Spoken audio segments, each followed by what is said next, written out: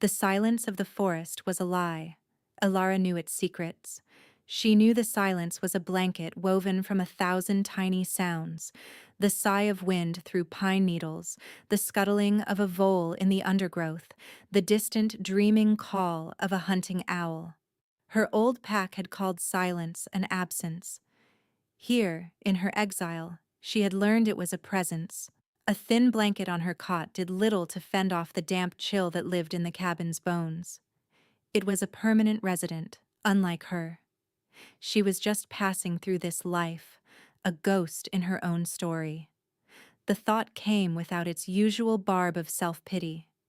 It was just a fact, like the draft from the window or the perpetual ache in her heart. They had called her Omega, a word that was supposed to mean peacekeeper, the heart of the pack. In the Ashfall pack, it meant broken, useless, a shifter who could not shift, a mouth to feed that offered nothing in return. Her father, the Beta, had looked away as the Alpha pronounced her sentence: banishment. Not a quick death, but a slow one, a fading away on the harsh, unclaimed lands that bordered the territories of the Great King. She had been given a rusty pickup truck with a half-tank of gas and a box of supplies that felt more like an insult than a mercy. She had driven until the engine sputtered and died, then walked until her feet bled, finding this forgotten hunter's cabin as if the forest itself had taken pity on her. That was a year ago, a year of learning the language of the silence. She pushed the blanket off, her bare feet hitting the cold, rough-hewn floorboards. A shiver traced its way up her spine, a familiar morning greeting. Outside, the world was a wash of gray and deep green, the air thick with the scent of rain and damp earth. It was a smell of solitude. Her only companions were the wild things, the squirrels she left nuts for, the wary deer that sometimes watched her from the tree line, and the wolves. The real wolves, the ones without a human face hidden inside. The pack elders had always warned against them, calling them mindless beasts. But they weren't mindless. They were simply other. Their thoughts were shapes and scents, colors of hunger and instinct, and a fierce, clean loyalty. She didn't hear them in words, not like a person. She felt them. A pressure in her mind, a shared image, a sudden understanding. She pulled on worn jeans and a thick patch sweater, her fingers clumsy with cold. Her stomach rumbled, a hollow, lonely sound. There was half a loaf of stale bread and the last of the dried venison. It would have to do. She didn't belong to a pack. She didn't belong to a person. She belonged to this patch of forest, to the rhythm of sunrise and the slow, inevitable creep of hunger. It was a small, worthless existence. She knew that, but it was hers. A sound broke the morning stillness. Not a vole, not the wind. A crash. The splintering of wood and the pained cry of an animal. It was close. Too close. Fear, cold and sharp, pierced the dull ache of her loneliness. Her first instinct, the one beaten into her by years of being worthless, was to hide, to bolt the door, crawl under her cot, and wait for the danger to pass. But the cry came again. It was a sound of agony, deep and guttural, and it resonated with something inside her. It was the sound of a wolf. She found herself moving, her body acting before her mind could protest. She grabbed the heavy iron poker from beside the hearth, a pathetic weapon against whatever could injure a full-grown wolf, and slipped out the cabin door. The air was electric.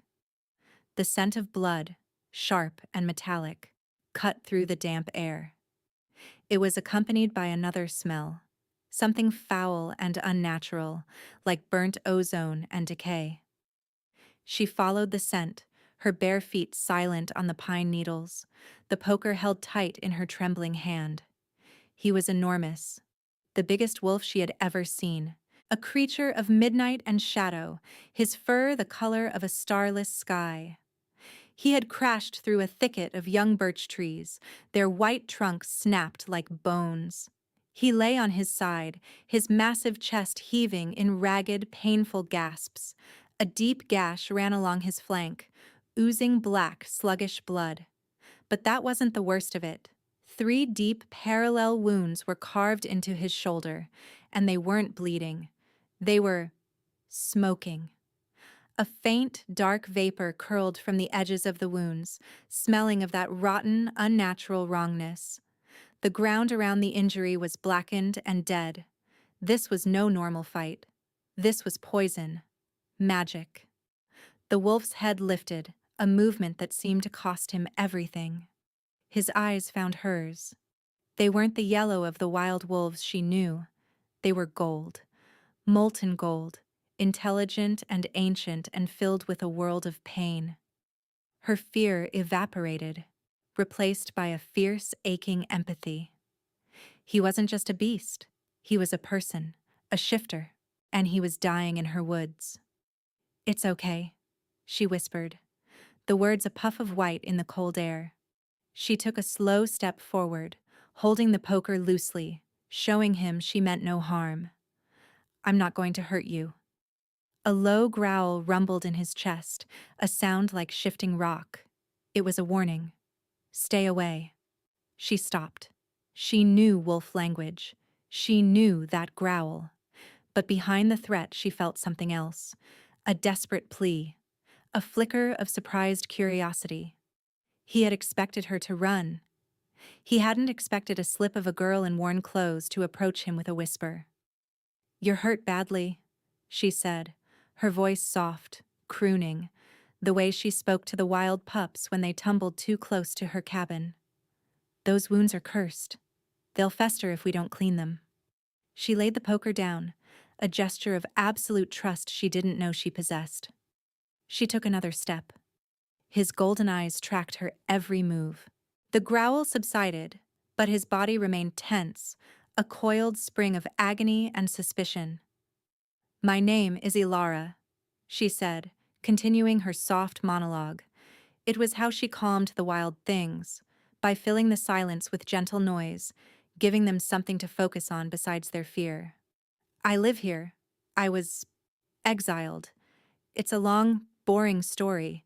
The point is, you've stumbled into the territory of a very unimportant person, but I know a little about herbs. My mother was a healer." A memory flashed, sharp and painful. Her mother turning her face away, her hands that could soothe any fever, set any bone, clenched uselessly at her sides as the alpha cast Alara out. She pushed it away. Now was not the time for ghosts. The great wolf's head dropped back to the forest floor, a sigh shuddering through him. It was a surrender. Not to her, but to the pain, to the inevitable. "No," she wouldn't let it be. "I have to get you back to my cabin," she said, more to herself than to him. "You're too heavy to move." An idea, insane and desperate, sparked in her mind. "But maybe you don't have to be." She knelt, her knees sinking into the damp earth until she was eye level with him. His scent filled her senses, pine and winter and blood, and something else. Something uniquely him. The scent of ozone and distant storms, of power held in check. "Can you hear me?" she whispered, staring into those golden eyes. "I mean, the person inside? You have to shift back. It's the only way. I can't treat you like this. Your wolf form is too strong. It's trying to heal, but it's just burning through your energy. You have to shift." His eyes widened slightly, a flicker of shock. Or maybe it was just a trick of the light. "Please," she begged, her voice cracking. "I saved a squirrel from a fox trap last week. You're bigger than a squirrel, but the principle is the same. Let me help you." For a long moment he just watched her. The silence of the forest pressed in again, heavy and watchful. She felt a profound sense of being judged, weighed, and measured by a power she couldn't comprehend. Then a shudder went through him. A pained grunt, and the air around him seemed to distort. The black fur receded, Bones shifted with a series of sickening cracks and pops. It was not a clean, easy shift. It was a violent, agonizing transformation, torn from him by sheer force of will. She didn't look away. He deserved her witness. Where the giant wolf had been, a man lay sprawled on the dead leaves. He was naked, his body a roadmap of old scars and new wounds. Broad-shouldered, long-limbed, powerful even in unconsciousness. His hair was as black as his wolf's fur, matted with dirt and blood. A dark, scruffy beard covered a jaw that looked like it was carved from granite. And on his shoulder, the same 3 wounds smoked, an angry, cursed violation against his pale skin. He was the wolf. He had listened. The enormity of what she had to do crashed down on her. She, the useless Omega, had to save a man who held the storm in his blood. She ran back to the cabin, her mind blessedly blank, focused only on the task. She grabbed her father's old hunting knife, a whetstone, and every clean rag she owned. She filled a bucket with water from the rain barrel and gathered the herbs she would need: yarrow to stop the bleeding, elderflower for fever, and a precious, carefully guarded pouch of silver root. It was a dangerous herb, known to burn shifters, but it was the only thing she knew that fought curse fire. Getting him back to the cabin was a nightmare. He was impossibly heavy, a dead weight of muscle and bone. She couldn't lift him. She tried, her arms straining, her back screaming in protest. It was useless. "Stupid," she muttered, tears of frustration stinging her eyes. "Stupid, stupid, stupid!" Then she looked at his face. Even slack in unconsciousness, it was a face of harsh beauty, of uncompromising strength, a kingly face. The thought was absurd, but it stuck. She couldn't carry him, but she didn't have to. She grabbed one of her thickest blankets and laid it beside him. With grunts and curses straining every muscle, she rolled him onto it, inch by painful inch. Then she took a corner of the blanket, dug her heels into the soft earth, and pulled. He moved. Barely, but he moved. She dragged him across the forest floor, the blanket catching on roots and rocks. It was a slow, torturous journey of a few hundred feet. Her lungs burned, her muscles screamed, sweat dripped into her eyes, blinding her.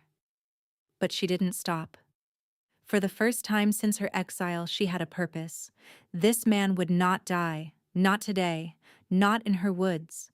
By the time she got him through the door and onto the floor beside her cold hearth, she was trembling with exhaustion. He lay on the blanket, a fallen giant in her tiny, insignificant world.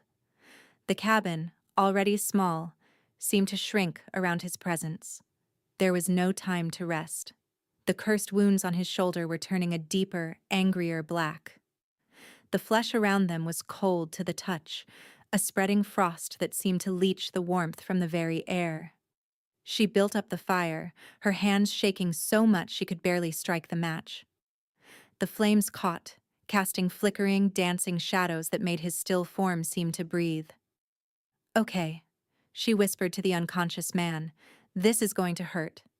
Probably me more than you." She heated the knife in the flames until it glowed cherry red. The smell of hot metal filled the small space.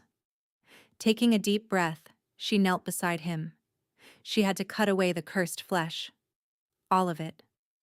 Her hands steadied. The healer's daughter took over. Her own fear, her own pain, receded. There was only the wound, and the man, and the work to be done. She made the first cut. He didn't stir, but the flesh she cut away didn't bleed. It crumbled, turning to ash and acrid smoke as soon as it left his body. The smell was suffocating. She worked quickly, methodically, her movements precise. She cut and scraped, cleaning the 3 parallel gashes until fresh, healthy blood began to well up, startlingly red against the spreading blackness. It was a good sign. It meant she had reached the living tissue. She packed the wounds with a poultice of crushed silver root and yarrow, her fingers gentle. He flinched at the touch of the silver root, a deep groan rumbling in his chest even in his unconscious state. His skin sizzled where the poultice touched it. I know, I'm sorry," she murmured, her voice a low, soothing hum. "It's poison to you, but it's poison to the curse too. Just hold on." "You have to hold on." She cleaned the long, deep gash on his flank, stitching it closed with a needle and thread she'd sterilized in the fire. Her stitches were small and neat. Her mother had taught her well, before she had become a source of shame. Finally, she was done. The wounds were cleaned and dressed.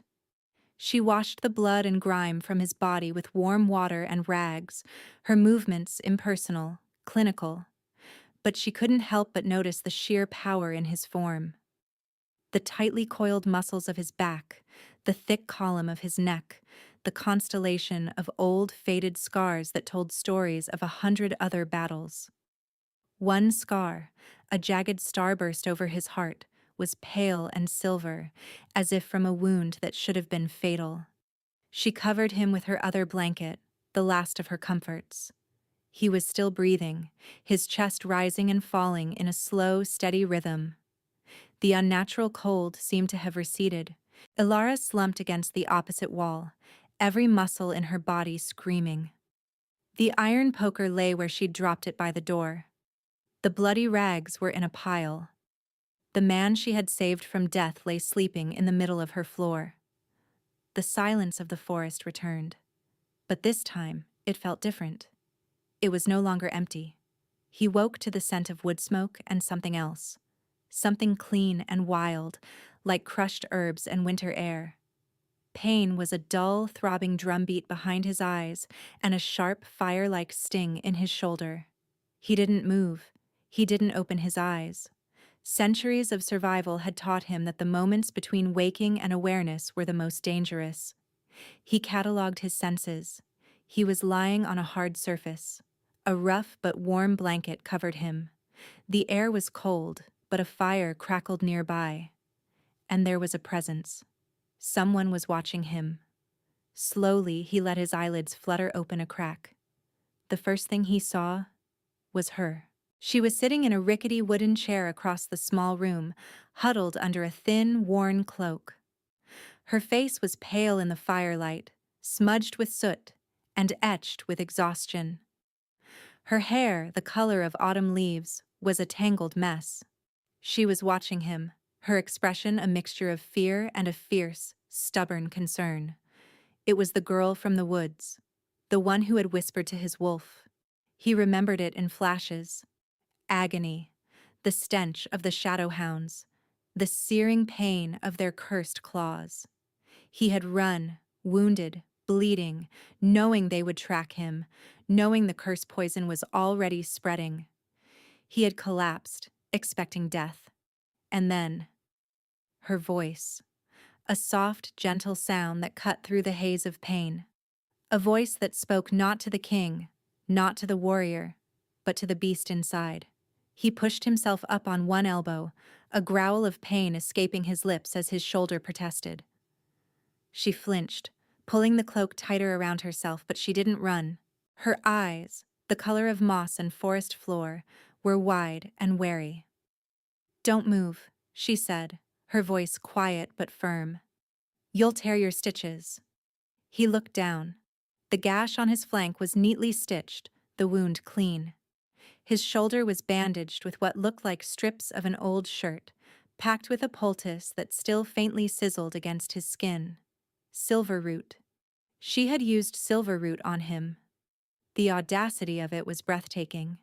It should have felt like a fresh injury, but instead, it was a clean, focused burn against the insidious, creeping cold of the curse. "Who are you?" His voice was a harsh rasp, unused. "Ilara," she answered simply. She gestured vaguely around the small cabin. "I live here." He took in his surroundings. A one-room shack, a stone hearth, a cot, a small table. It was the home of a hermit, an exile.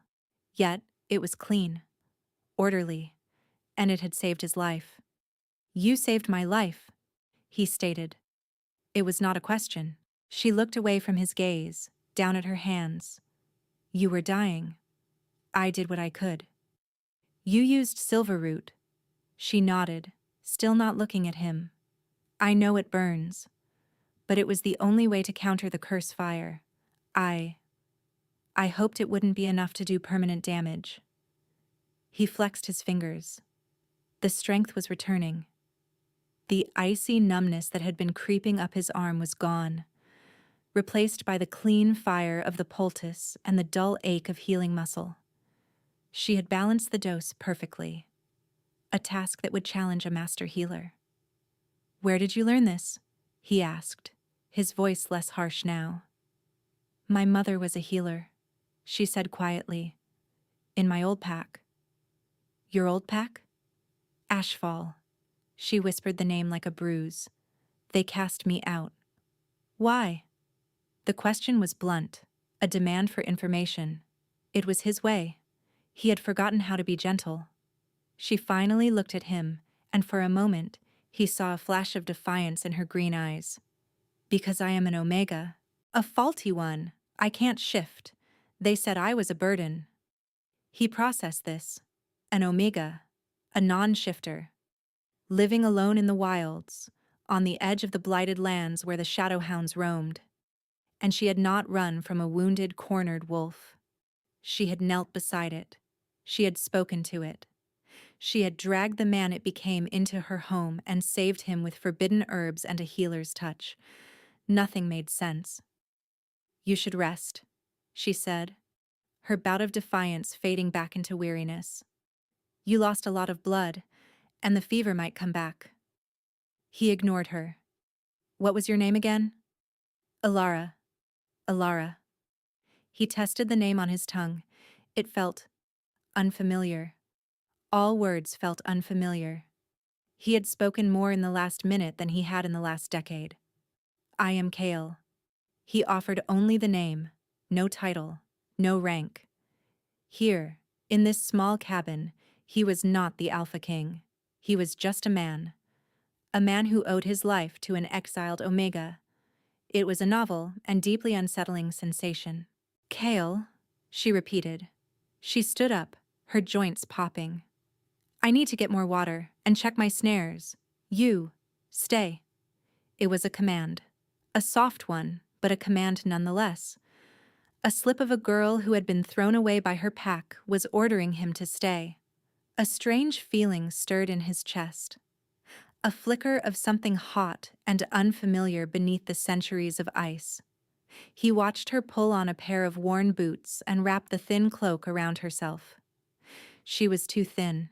He could see the sharp angles of her cheekbones, the hollow at the base of her throat. This life was starving her, and yet she had used her precious supplies on him. She had given him her only other blanket. As she reached for the door, the world outside exploded. A howl ripped through the air. Not the sound of the wild wolves she knew. This was a chorus of monstrous guttural sounds, filled with malice and an unnatural hunger. The shadowhounds. They had found him. Alara froze, her hand on the latch. All the color drained from her face. She looked back at him, her eyes wide with pure terror. Kale was on his feet in an instant, the pain in his shoulder forgotten. He grabbed the iron poker she had left by the door.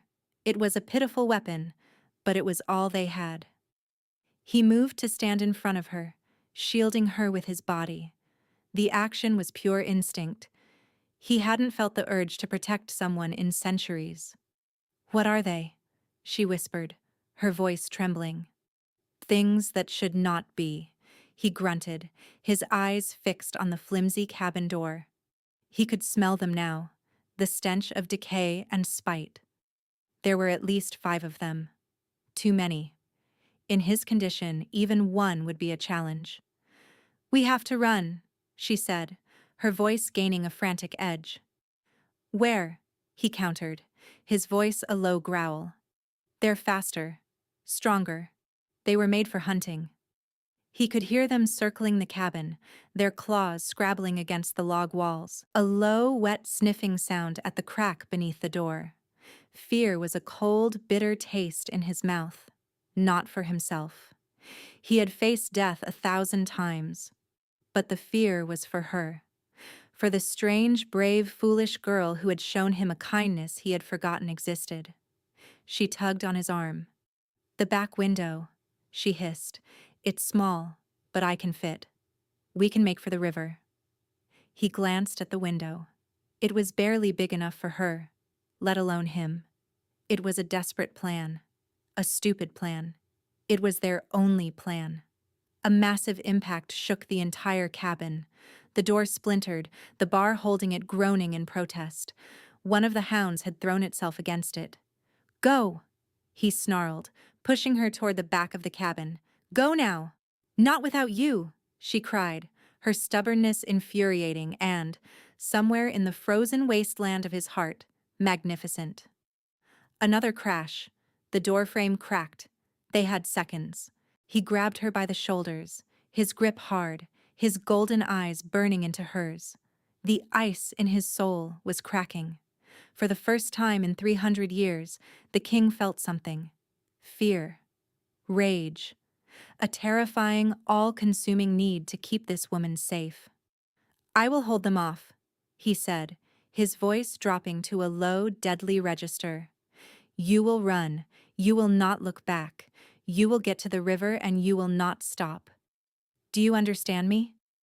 Tears welled in her eyes, but she nodded, her whole body trembling. A third crash, and the door burst open. The thing that stood in the doorway was a perversion of a wolf. It was too large, its limbs too long and spindly. Its fur was a patchy, mangy black, and it had no eyes, only empty, weeping sockets. Its mouth was a gaping maw of needle-like teeth, drooling a thick black saliva that sizzled on the floorboards. "Go!" Kyle roared, shoving Alara toward the window. He didn't wait to see if she obeyed. He charged forward, the iron poker feeling like a toothpick in his hand, and met the first hound with a guttural roar of his own. Trust was not a currency Alara had ever been able to afford. It was a luxury for those who belonged, for those who had a pack at their back.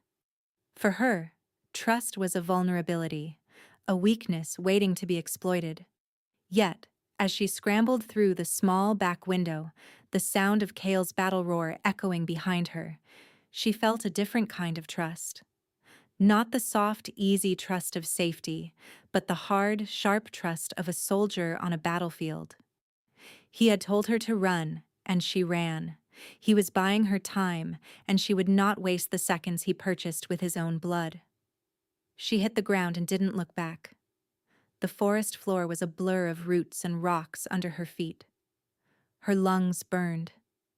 The howls and snarls from the cabin were a horrifying symphony behind her, punctuated by Kale's furious shouts and the sickening sound of flesh being torn.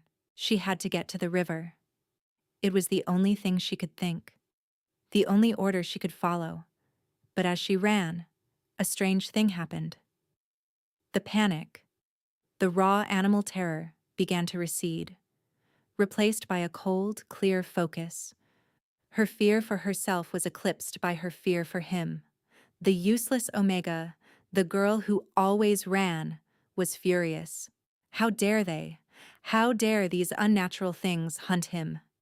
How dare they invade her small, quiet world and try to destroy the one person who had looked at her not with pity or disgust, but with a kind of baffled respect? She skidded to a halt behind a massive oak tree, gasping for breath. The river was just ahead. She could hear its rush. Safety. But she couldn't do it. She couldn't leave him. A new sound reached her ears, carried on the wind. It was Kale. A roar of pure agony that tore a hole in the fabric of the morning. Something inside her snapped. She was no warrior. She had no claws, no fangs, no strength to speak of. But she was not helpless. This was her forest, and she was not alone in it. She closed her eyes, not to pray, but to listen. to reach out with that silent feeling part of her mind. She pushed past her own fear, her own frantic heartbeat, and sent out a call. It wasn't a word. It was an image, a feeling. The image of the shadow hound, its eyeless face, its unnatural form. The feeling of her rage, her terror. A plea. Help. Pack. Danger. For a moment, nothing. Only the sound of her own ragged breathing. She had been a fool. It was just a story she told herself. That the wolves understood her. A lonely girl's fantasy. Then, an answer. A lone howl. Long and clear. From the ridge to the east. It was answered by another from the south. Then a third, closer this time. It was her pack. The wild pack. The Gray Ridge runners. She knew their alpha. A grizzled old male with a torn ear she called Scar. She sent the feeling out again. Stronger this time, focusing it. He is one of us. An ally. Hurt. They are not. They are wrong. Hunt them. She opened her eyes and began to run. Not towards the river, but back towards the cabin. She arrived at the edge of the clearing to a scene from a nightmare. 2 of the 5 shadow hounds lay dead, their monstrous forms already dissolving into black smoke. But the remaining 3 had Kale cornered against the cabin wall. He was a demon of battle. The iron poker was gone, replaced by a broken piece of the doorframe he wielded like a club. He was covered in his own blood and the black ichor of his enemies. His shoulder wound had torn open and he favored his left leg. But he was still fighting, his back to the wall, a snarl on his face that was more wolf than man. One of the hounds feinted left, and another lunged from the right, its jaws snapping inches from his throat. He smashed it aside with the club, but the third one seized the opportunity, sinking its fangs into his thigh. He roared in pain and fury, kicking the creature away, but he was slowing down. He was overwhelmed. He was going to die. No. The word was torn from Alara's throat, a raw scream of defiance. At her cry, the forest erupted. From the trees on her left, a gray streak of lightning. Scar, the old alpha, slammed into the flank of the hound on Kale's leg, his powerful jaws locking onto its throat. He was followed by 5, 6, 10 more wolves, a silent, deadly tide of gray fur and righteous fury. The shadow hounds, creatures of unnatural malice, were thrown into chaos. They had been made to hunt shifters, to track lone, terrified prey. They were not prepared for the disciplined, coordinated attack of a wild wolf pack. Kyle stared, his jaw slack with astonishment, as the wild wolves swarmed his attackers. They moved with a brutal efficiency, a ballet of teeth and claws, flanking, harrying, dragging the abominations down. He saw her then, Alara.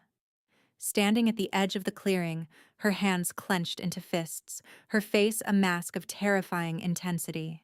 The wild wolves were moving around her, flowing past her as if she were a rock in a stream, acknowledging her presence without question. She had done this. This slip of a girl had summoned an entire wolf pack to his aid. The last shadow hound, seeing its packmates torn to shreds, turned to flee. It was a mistake. Scar, his muzzle dripping with black ichor, cut it off, turning it back towards the rest of the pack. They closed in, a silent gray circle of death. The battle was over as quickly as it had begun. The clearing was silent again, save for the panting of the wolves and the rustle of the leaves. The last of the shadow hounds dissolved into a foul-smelling mist. Kale's legs finally gave out. He slid down the cabin wall, the makeshift club falling from his numb fingers. He stared at Alara, who was now walking slowly towards him, the wild pack parting before her like she was their queen. Scar, the alpha, trotted to her side and nudged her hand with his nose, a gesture of profound respect. She absently stroked his head, her eyes never leaving Kale's. "Are you all right?" she asked, her voice trembling now that the adrenaline was fading. He tried to answer, but all that came out was a hoarse laugh. A real laugh. The sound was so foreign in his own ears that it startled him into silence. He hadn't laughed in a century. He hadn't had a reason. "I am now," he finally managed, his gaze drifting from her face to the wolves surrounding them, then back to her. "Alara." He didn't know what to say. "Thank you" was too small a word. "Who are you?" Seemed redundant. "What are you?" Felt more accurate. She knelt in front of him, her brow furrowed with concern as she took in his new injuries. "We need to get you back inside. Those bites are cursed just like the others." She looked at Scar and the other wolves. She didn't speak, but she gave a slight nod. The message was clear. "Thank you. You can go." As one, the pack turned and melted back into the trees, leaving as silently as they had arrived. Kale watched them go, his mind reeling. He had commanded armies. He had ruled for 500 years. He had never seen loyalty like that. It wasn't born of fear or duty. It was something else. Something freely given. "How?" he whispered, as she began to gently probe the edges of the new bite on his thigh. "I don't know," she answered honestly, her focus entirely on his wound. "I just talk to them, and sometimes they listen." He looked at this impossible girl, this exiled Omega who spoke to wolves, who fought curses with herbs, who stood her ground against monsters.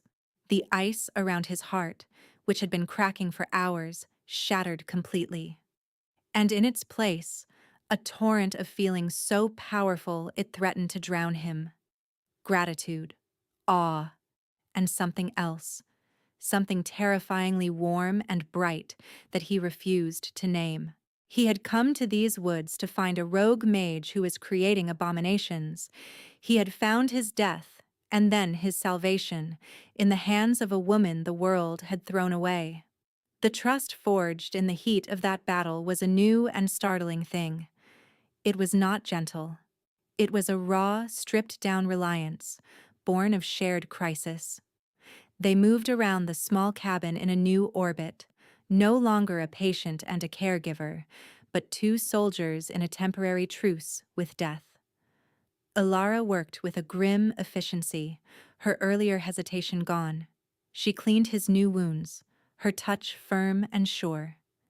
He bore the sting of the silver root without flinching this time, his eyes tracking her every movement. He was watching her, studying her, as if trying to solve a puzzle that defied all logic. "They'll be back," he said, his voice a low rumble. "Or more will come. They know I'm here now. They know I'm weakened." "We can't stay here," she agreed, tying off a fresh bandage around his thigh. Her hands were steady, but he could see the exhaustion in the slump of her shoulders. "This cabin is a trap. We need to move north," he said. "Towards the Iron River. There's a settlement there, neutral ground. An old healer runs it. Maeve. She owes me a debt." Alara paused. "Maeve? I've heard of her. They say she can cure anything." "Almost anything," he corrected, a shadow passing over his features. "We can rest there, regroup. I need to get a message to my people." His people. The word hung in the air between them. He was a man of importance, that much was clear. A warrior, a leader. But he guarded his identity as fiercely as he had guarded her life. The hidden identity was a wall between them, a fact she was constantly aware of. Who was he really? She didn't ask. The trust they had was for survival. It did not extend to secrets. Not yet. They left within the hour. Alara packed a small bag with the last of her food, her precious herbs, and a water skin. She looked around the small cabin that had been her prison and her sanctuary for the last year. Leaving it felt like shedding a skin. Kale was moving stiffly, the cursed wounds a visible drain on his strength. But he moved without complaint. He had fashioned a crude crutch from a sturdy branch and wore a pair of her father's old trousers she'd found packed away. They were too short, but they were better than nothing. He'd refused a shirt, saying the air on his skin helped. She suspected it was because the feel of cloth on his healing shoulder was unbearable. They moved through the forest as shadows. He was the warrior, his senses preternaturally sharp, his eyes scanning the canopy, his ears tuned to any unnatural sound. She was the guide, her knowledge of the terrain absolute. She led them through forgotten deer trails and shallow streams that would hide their scent, her feet seeming to find the quietest path without conscious thought. The forest, which had been her lonely companion, now felt like an ally. She could feel the presence of the wild wolves, distant but watchful. They were her honor guard, a silent promise that she and the man she protected were not alone. They walked for hours, the silence between them comfortable, necessary. Words were a liability in a forest where enemies could be listening, but in that silence, something grew, a shared understanding. She would stumble on a root, and his hand would be there to steady her before she fell. He would start to lean too heavily on his injured leg, and she would call a halt for water he didn't know he needed. They were becoming a unit, two broken pieces that, when fitted together, made something surprisingly strong. As dusk began to settle, painting the sky in shades of bruised purple and orange, he called a halt. "We'll rest here for the night," he said, gesturing to a small, defensible overhang of rock. Alara was too tired to argue. Her body ached with a weariness that went bone deep. She dropped her pack and slumped to the ground, her back against the cold stone. Kale didn't rest. He prowled the small perimeter of their makeshift camp, his movements still stiff but imbued with a dangerous grace. He gathered firewood, built a small smokeless fire in the shelter of the overhang, and took the first watch. She watched him through heavy-lidded eyes. The firelight played across the harsh planes of his face, softening the granite lines of his jaw, making the gold of his eyes gleam like a predator's. He was a creature of contradictions, a brutal warrior who had shoved her to safety. A silent, emotionally distant man who had laughed, truly laughed, in her presence. "You should eat," he said, breaking the silence. He held out a piece of her dried venison. She took it, their fingers brushing. A spark, a jolt of heat, passed between them. It was so unexpected, so potent, that she gasped and pulled her hand back as if burned. His eyes locked on hers, and for a moment the warrior was gone. In his place was just a man as startled and confused as she was. He looked down at his own hand, then back at her, a question in his golden eyes. What was that? She had no answer. She looked away, her heart hammering against her ribs. The venison was tasteless in her mouth. The air in their small shelter was suddenly thick, charged with a new kind of tension. It wasn't fear of the enemy outside, but of the strange, powerful connection growing between them. "Get some sleep, Alara," he said, his voice rougher than before. He turned away from her, staring out into the deepening darkness, his shoulders rigid. "I have the watch." She knew she should be afraid of him.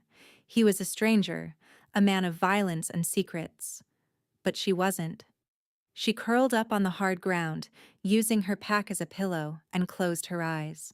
The last thing she saw was the formidable silhouette of his back, a living wall between her and the dangers of the night. For the first time in a year, she did not feel alone. And that, she realized, was far more dangerous than any shadow hound. The next 3 days were a blur of motion and exhaustion. The trust between them deepened, forged in the crucible of shared hardship. They spoke little, communicating in a shorthand of gestures and glances. A tilt of his head indicated a change in direction. A soft touch on his arm from her meant it was time to rest. Her strange ability, the one she never spoke of, became their greatest asset. She couldn't talk to the birds, but she could feel their alarm calls. She felt the sudden stillness of the deer that meant a predator was near. The forest spoke to her in a language of instinct, and she translated it for him. They avoided patrols of the Shadowhounds twice, not by seeing or hearing them, but because she felt the wrongness of their presence in the air, a sour note in the forest's symphony. Kale watched her with a growing sense of wonder. He was a king, used to power and magic, but he had never seen anything like this. It wasn't the loud, crackling power of a mage. It was quiet, subtle, woven into the very fabric of the world around her. She didn't command nature, she was in conversation with it. On the third night, the fever he had been holding at bay with sheer willpower finally broke through. They had found shelter in the hollowed-out trunk of a giant fallen redwood. He had seemed fine one moment, and the next he was swaying on his feet, a sheen of sweat on his brow despite the evening chill. "Kyle?" she asked, reaching out to steady him. His skin was on fire. "It's nothing," he gritted out. But his legs buckled, and he would have collapsed if she hadn't been there to guide him to the ground. He began to shiver violently, his teeth chattering. The cursed wounds on his shoulder and thigh, which had been healing, now looked inflamed, an angry red creeping out from under the bandages. "The poison," he muttered, his eyes glazed. "It's in my blood." Fear, cold and familiar, gripped her. But this time it was followed by a steely resolve. He had fought for her. Now she would fight for him. "Stay with me, Kale," she ordered, her voice sharp. She stripped off his bandages. The wounds were weeping a thin black fluid. The curse was fighting back. She had no more silver root. She had used the last of it. A wave of despair washed over her. "No," she whispered to herself. "Think. Mother was a healer. What did she teach you?" She closed her eyes, forcing herself to remember the lessons, the sense of the drying herbs in her mother's workshop. Silverroot fought curse fire. What fought blood poison? Willow bark for fever, moon petal for pain, and stone scale moss, a rare moss that grew only on river rocks in the fastest flowing water. It didn't fight curses, it strengthened the body's own healing, pushing out infections from the inside. The Iron River was a day's journey away. He didn't have a day. Kale groaned, his body arching in a spasm of pain. He was delirious, muttering names she didn't recognize, phrases in a language she didn't understand. He was losing the battle. She had to cool the fever. She took her water skin and a spare rag and began bathing his face, his neck. He was burning up from the inside.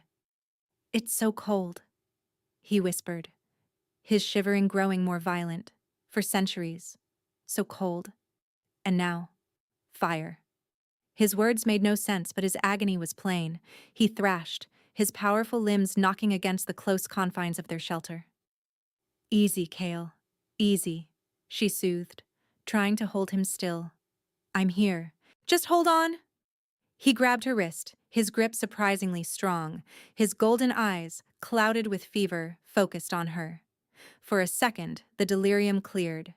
She saw the man, the king, looking at her from the depths of his private hell. "Ilara," he rasped. The name was a prayer, a plea. "I'm here," she repeated, her voice thick with unshed tears. She covered his hand with her free one. His skin was scorching. "You feel warm," he murmured, his eyes drifting shut. I had forgotten what it felt like. His grip slackened and his head fell back. His breathing grew shallow. She had to do something. She couldn't leave him to search for a moss that might not even be there. There had to be another way. She looked down at her hands, at the herbs in her pack. Nothing was strong enough. Her power, her connection, it was with animals, not plants, not curses. It was useless here. She was useless. The old, familiar feeling of worthlessness washed over her. Then she remembered his words. "You feel warm." An idea, born of pure desperation, took root. A mad, dangerous idea. The curse was a cold poison. His body was fighting it with fire, a fever that was consuming him. What if he didn't need cooling down? What if he needed more warmth? Her own body felt chilled to the bone, a stark contrast to his raging heat. But maybe it wasn't about physical temperature. She looked at the man who had protected her, who had trusted her, the man whose laugh had been a revelation. She owed him her life. She would not let him die in this dark, lonely place. She lay down beside him, her back pressed against the curve of the hollow log. Then, carefully, she pulled his head into her lap. She took his larger, burning hand in both of her small, cold ones. She closed her eyes and focused. She had no magic, no spells. All she had was herself, her life force, her warmth. She thought of the sun on her face, of the one good memory she had of her father when he had lifted her onto his shoulders so she could see over the crowd at the summer festival. She thought of the soft fur of a wolf pup she had once held. She gathered every scrap of warmth, every flicker of light and life she had ever known. And then she pushed it towards him. She didn't know how. She just did. She imagined a tiny flickering flame in her own chest, and she willed it to travel down her arms, through her hands, and into him. A gift, an offering. At first, nothing happened. He continued to murmur in his delirium, his body tense with pain. She didn't give up. She focused harder, pouring all of her concentration, all of her will, into the simple act of giving. Then, she felt it. A subtle shift, a faint responding flicker from deep within him. A spark of his own life force buried under the fever and the poison reached out to meet hers. His shivering began to subside. His breathing deepened, evening out. The tension in his limbs eased. She kept going, feeding her warmth into him, a steady, silent stream. It was draining. She felt a profound exhaustion creep over her, a cold weariness that had nothing to do with the night air. It felt like she was pouring herself into an empty vessel. But she didn't stop. She held onto his hand, cradled his head, and continued her silent vigil, a lone woman in the heart of the forest, fighting a battle with nothing but her own stubborn warmth. She didn't know when she finally drifted off, her body succumbing to utter exhaustion. She woke to the first pale light of dawn filtering into their shelter. Her neck was stiff, and her arm was numb. Kyle's head was still in her lap.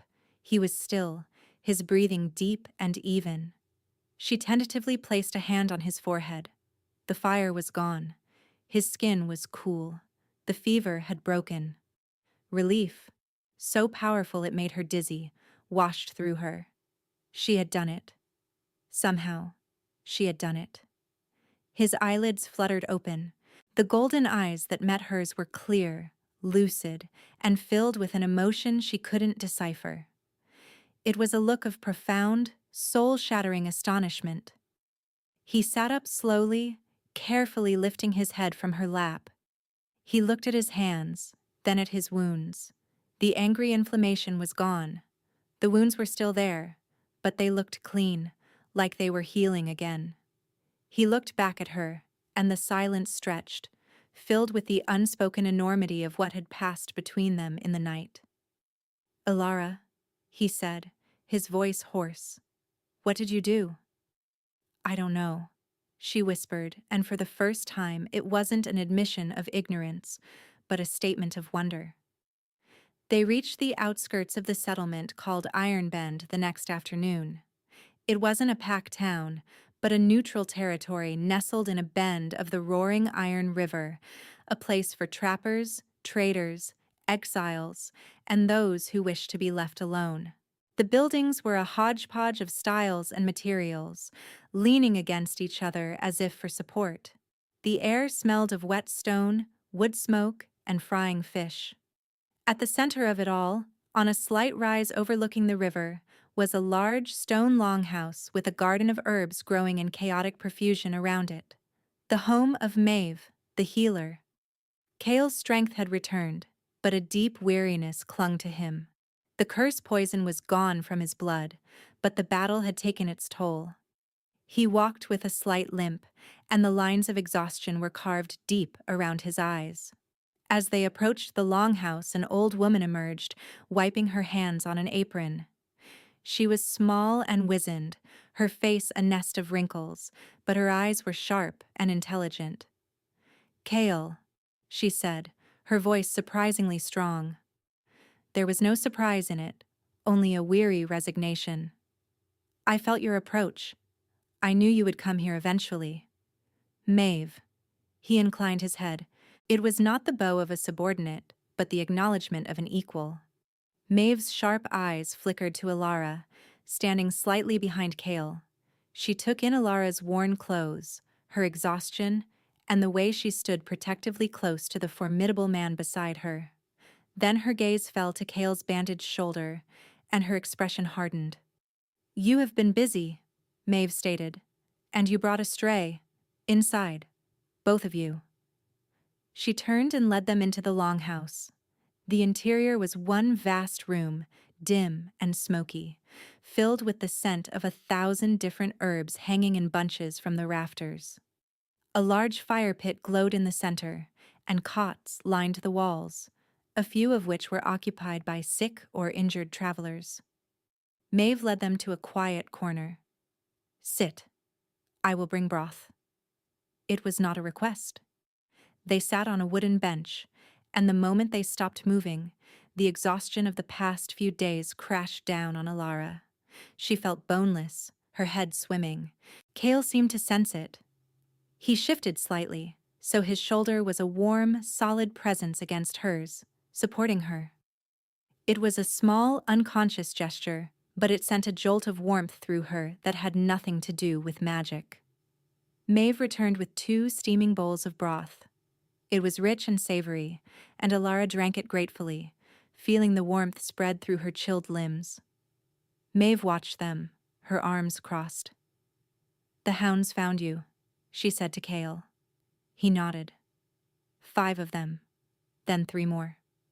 "And you are still alive," Maeve mused, her eyes flicking to Alara again. "She is the reason." "She is," Kale said, his voice flat, daring her to comment. "The curse fire should have killed you. If not that, the blood fever." Maeve continued, her voice clinical. She reached out and peeled back the edge of the bandage on Kale's shoulder. She hissed, a sharp intake of breath. "The wounds are clean. Healing. This is not my work. Or yours." Her gaze pinned Alara to the bench. "This is your doing." Alara shrank back. "I only used what my mother taught me." "Your mother taught you how to pour your own life force into a dying man?" Maeve's voice was sharp, accusatory. "She taught you how to summon the wild packs? Who are you, child?" "She is with me." Kale's voice was a low growl, a promise of violence. "That is all you need to know." Maeve held his gaze for a long moment, then sighed, the anger draining out of her. "Forgive an old woman's lack of tact. I have guarded this man's secrets for a long time. New additions to the story make me nervous." She turned back to Alara, her expression softening slightly. "You have a rare gift, child, a dangerous one. You burn brightly. Be careful you do not burn out." She bustled away, leaving them in a charged silence. "What did she mean?" Alara whispered. "Guarded your secrets?" Before Kale could answer, he was racked by a sudden violent cough. He doubled over, his hand pressed to his chest. When he pulled it away, there was a smear of bright red blood on his palm. "Kale!" He looked at the blood on his hand, not with fear, but with a kind of grim recognition. "It's starting," he murmured. And then he collapsed. He didn't fall. He simply folded. One moment he was sitting beside her, a bastion of strength, and the next he was a dead weight, sliding from the bench to the floor. His eyes rolled back in his head, and a terrible stillness came over him. "Maeve!" Ilara screamed, scrambling to his side. The old healer was there in an instant, her face a mask of grim concentration. She pressed her fingers to Kale's neck. His heart is slowing, his skin is cold. It was true. A terrifying, unnatural cold was radiating from him, leaching the warmth from the air around him.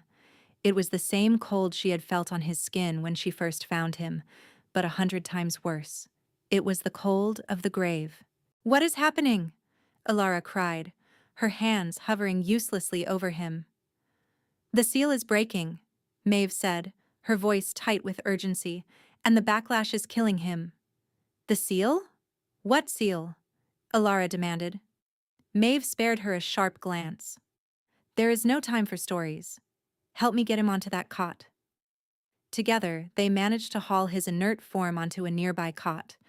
Maeve began barking orders, sending other patients scattering to fetch blankets, hot stones, and tinctures Alara didn't recognize. Alara just knelt by his side, her hand gripping his. His skin was like ice. The warmth she had poured into him, the warmth he had praised, was gone, as if it had never been. "What seal?" she asked again, her voice a desperate whisper.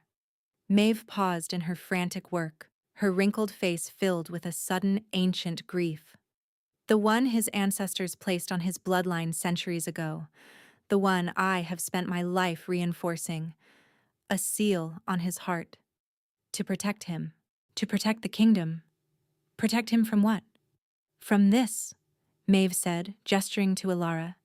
"From you. From feeling. His line is cursed. To love is to become mortal. To feel is to become weak. The seal keeps him cold, distant, but it keeps him strong. It keeps him king. You have warmed him. You have made him feel. And now the curse is claiming its price." The words hit Alara like a physical blow. She was not his salvation. She was his poison. Her kindness, her warmth, the very things that had drawn him to her were the weapons that were now killing him. "You have to fix it," Alara begged, tears streaming down her face. "Reinforce the seal. Make him cold again. I don't care. Just make him live." "I am trying, child," Maeve snapped, her own composure fraying. She forced a dark, viscous liquid between Kale's lips. "But your connection, it is fighting me. He is fighting me. His wolf, the beast he has kept chained for centuries, is awake, and it does not want to go back into the cold." A horrifying realization dawned on Alara. The Shadowhounds had not been hunting a rogue mage, they had been hunting him. And Maeve. "The hounds," Alara whispered. "Were they yours?" Maeve didn't look at her. They were a warning, a tool to drive him back towards the cold, towards safety. I did not think they would actually harm him. I underestimated their creator, and I underestimated you." The betrayal was a cold knife in Alara's gut. This woman, this trusted healer, was the antagonist. But not out of malice, out of a twisted, misguided love. She was a mirror. She was trying to protect him, the same as Alara, but her methods were cruel. Her solution, a living death. Kale's body arched, a silent scream of agony. A thin layer of frost began to form on his skin, on the blankets covering him. "It's not working," Maeve said, her voice filled with despair. "The seal is shattered.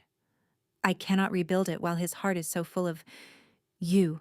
The only thing to do now is to let the curse run its course. It will freeze him, body and soul. He will live, but he will not be Kale. He will be a king of ice, and he will not remember your name." "No," Alara said. The word was quiet, but it cut through the chaos of the room. "No, I refuse to accept that." She stood up, her small frame filled with a sudden, terrible resolve. She faced the old healer. "You tried to save him by taking away his heart. I will save him by giving him all of mine." Outside, a storm broke. The wind howled, rattling the wooden shutters of the longhouse. It sounded like the cry of 1,000 wolves. The longhouse became a tomb. The other patients, sensing the shift from healing to death, had retreated to the far corners of the room, their faces pale with fear. There was only the sound of the raging storm outside, the crackle of the central fire, and the terrible, shallow rasp of Kale's breathing. Frost was creeping from his body, tracing delicate, deadly patterns across the blankets. His lips were blue. He was dying. He was freezing from the inside out. Alara knelt beside him, her mind a maelstrom of grief and rage. Maeve stood nearby, a hunched figure of defeat, her hands hanging limply at her sides. She had played her part and failed. "There is nothing more I can do," the old healer whispered. "His wolf has chosen. It would rather die in the warmth of feeling than live for 1,000 years in the cold." Ilara looked down at Kale's face, peaceful now, like a marble effigy. She thought of his laugh, a rusty, broken sound that had been the most beautiful thing she had ever heard. She thought of his hand, steadying her in the forest. She thought of his eyes, the gold clouded with pain, then clearing with wonder as he looked at her. Maeve was wrong. This wasn't a choice between a long, cold life and a short, warm one. It was a choice between living and merely existing. And Alara would not let him be stolen away into that frozen twilight. She took his icy hand in hers. It was like gripping a stone. "Kale," she whispered, leaning close to his ear. "Can you hear me? It's Alara. You told me to run. You told me to save myself. And I am. I'm saving myself from a world without you in it." She poured her warmth into him again, that trick of will and love she had discovered in the forest. But this time, it was like trying to melt a glacier with a single candle. The cold in him was absolute, a vast and ancient power. It pushed back, draining her, leaving her feeling hollowed out and faint. A single, perfect tear froze on his cheek. It was then that she felt a new presence in the room, a subtle shift in the air, the foul, unnatural stench of ozone and decay. The door to the longhouse creaked open. A figure stood silhouetted against the raging storm. It was not a shadow hound. It was a man, thin and ascetic, dressed in the robes of a scholar. But his eyes glowed with the same malevolent, smoky light as the wounds he had inflicted. "The Creator," Maeve breathed, her face ashen. "I felt the seal break," the man said, his voice a dry rustle of leaves. "I came to collect my prize, the king's power, untethered from his soul. A worthy vessel." He took a step into the room, and the herbs hanging from the rafters withered and died. The fire in the central pit sputtered, its flames turning a sickly blue. This was the true threat, the one Maeve's misguided actions had inadvertently invited. Kale's body convulsed on the cot, a low moan escaping his frozen lips. He was trapped, a battlefield for two opposing forces, and he was being torn apart. "Get away from him," Alara snarled, rising to her feet to stand between the cot and the dark mage. She was a pathetic guardian, a small, powerless girl against a being of immense evil power. The mage laughed, a dry, crackling sound. "You? The little stray that undid centuries of careful work?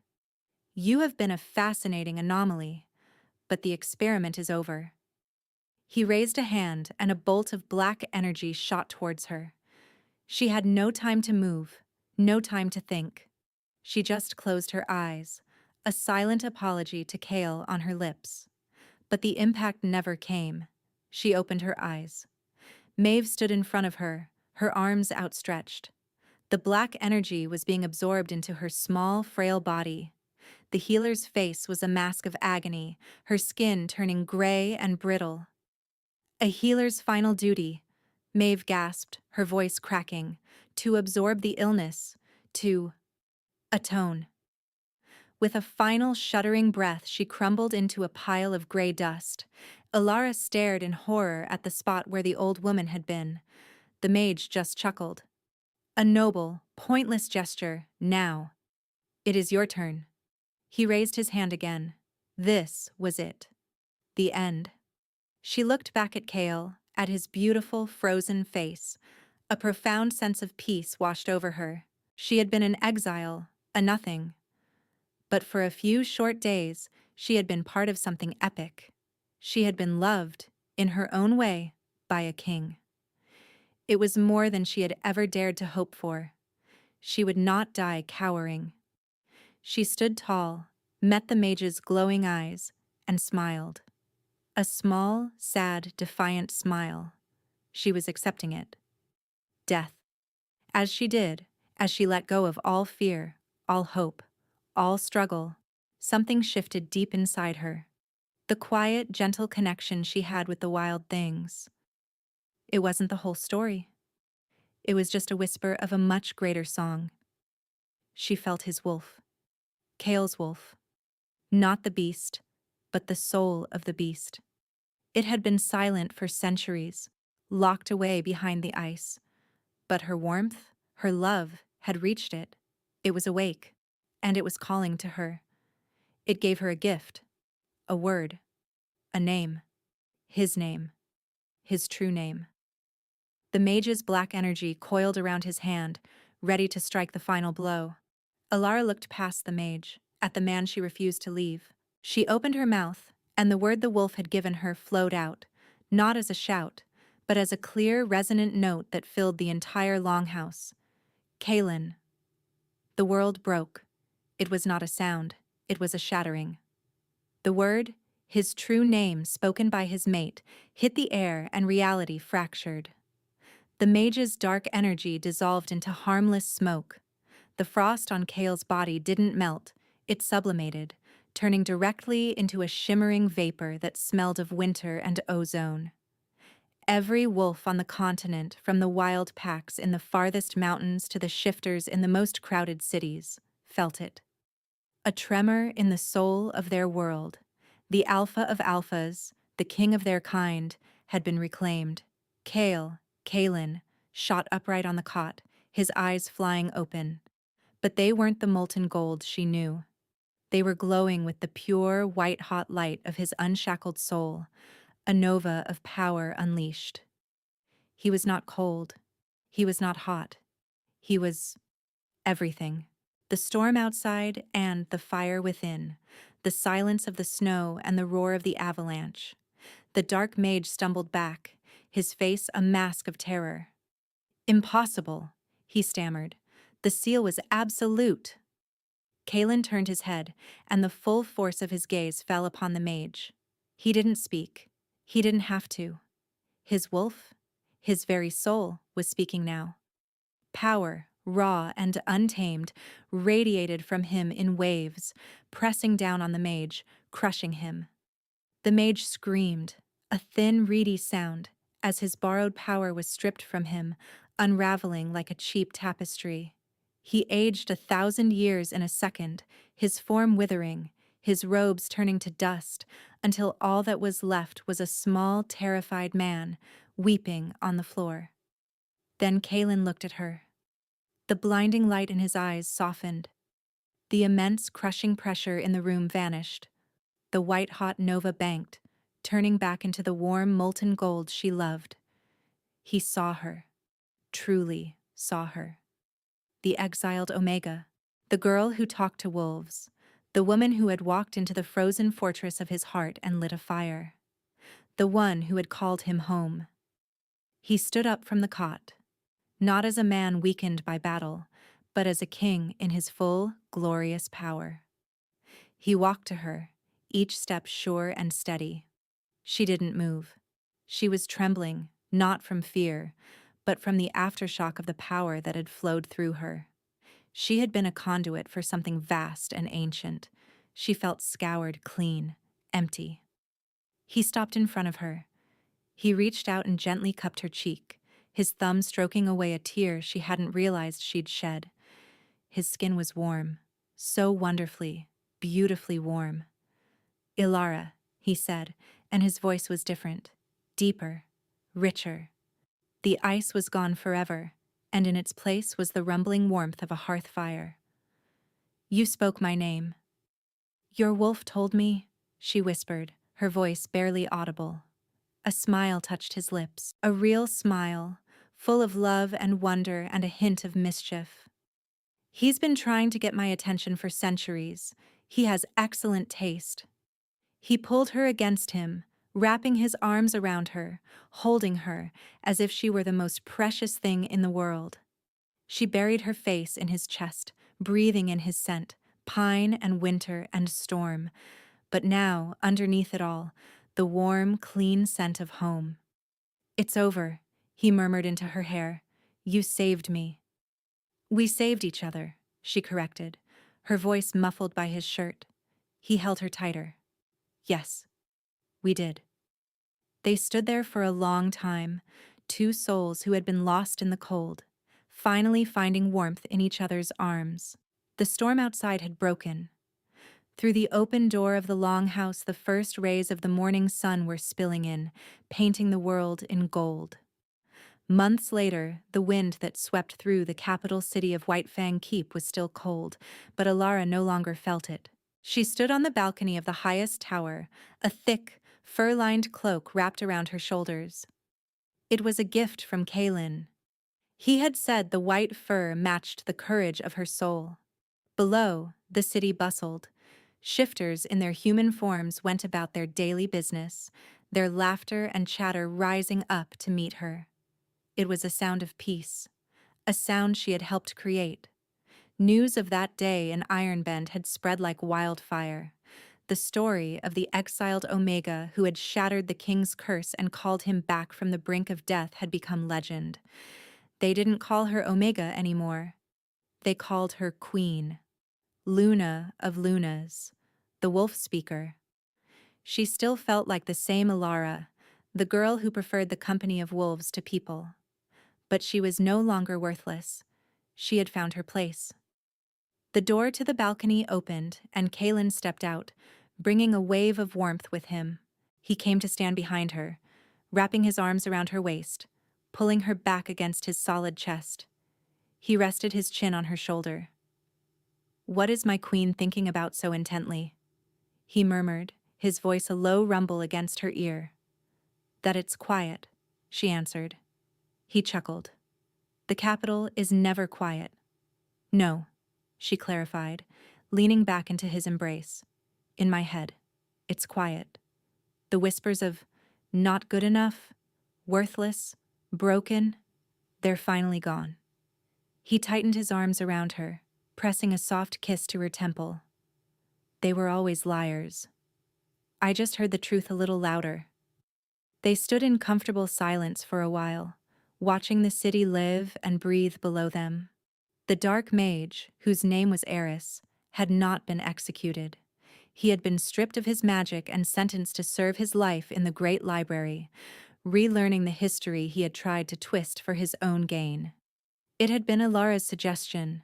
Mercy was a sturdier foundation for a new era than vengeance. Maeve's sacrifice had not been forgotten. A garden of moonpetal and willow now grew in the center of Ironbend, a memorial to the healer who had made a terrible mistake but had paid for it with the ultimate act of atonement. "Scar and the Grey Ridge Pack are hunting well this season," Kaelin said, changing the subject. "He sent you a message." Alara smiled. "Oh? And what did the old grump have to say?" "He says the deer are fat, the pups are trouble, and to ask if his queen has forgotten her old friends." The messages from the wild packs were her favorite part of this new life. Kaelin's bond with his own wolf had been restored, but her gift was unique. She was the bridge between the two worlds, the human and the beast. It was a role she was slowly learning to embrace. "Tell him his queen has been busy keeping his king from starting diplomatic incidents," she teased. "I have been a model of restraint," he protested, his voice full of feigned injury. "You told the Fenwood Alpha his ceremonial headdress made him look like a startled pheasant." "He was posturing. My wolf does not like posturing." She laughed, a full, happy sound that echoed in the crisp air. It was a sound Kaelin collected like precious jewels. He turned her in his arms, his golden eyes soft and full of a love that was still new and miraculous to them both. "I love your laugh," he said, his voice suddenly serious. "I love that you gave me a reason to use it," she replied, her smile softening. He leaned in and kissed her, a slow, deep kiss that spoke of shared battles and quiet mornings, of shattered curses and a future that stretched before them, bright and full of promise. Later that day, she found him not in the throne room or the council chambers, but leaning against the doorframe of the royal kennels. Inside, she sat on a pile of clean straw, surrounded by the largest, most formidable wolves of the king's personal guard. One of them, a massive silver beast named Fenrir, had his head in her lap, his eyes closed in bliss as she scratched behind his ears. She was speaking to them, her voice a low, soothing murmur, telling them a story about a brave squirrel and a grumpy bear. The great wolves listened with rapt attention, like children at story time. Kalen didn't interrupt. He just watched, a soft, genuine smile on his face. The king who had been frozen for centuries, the alpha whose beast had been silent, was at peace. His kingdom was safe. His people were thriving. And his heart, which he had thought long dead, was full. All because of the exiled Omega who talked to wolves like they were children, and who had taught a king how to live again.